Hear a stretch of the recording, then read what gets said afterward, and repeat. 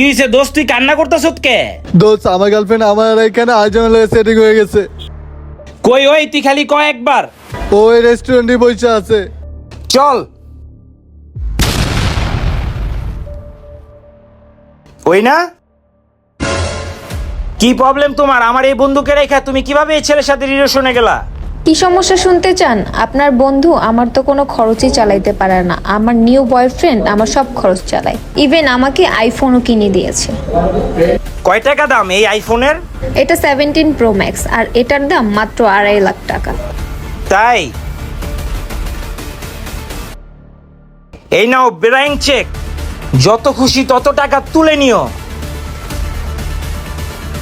চল। I love you baby.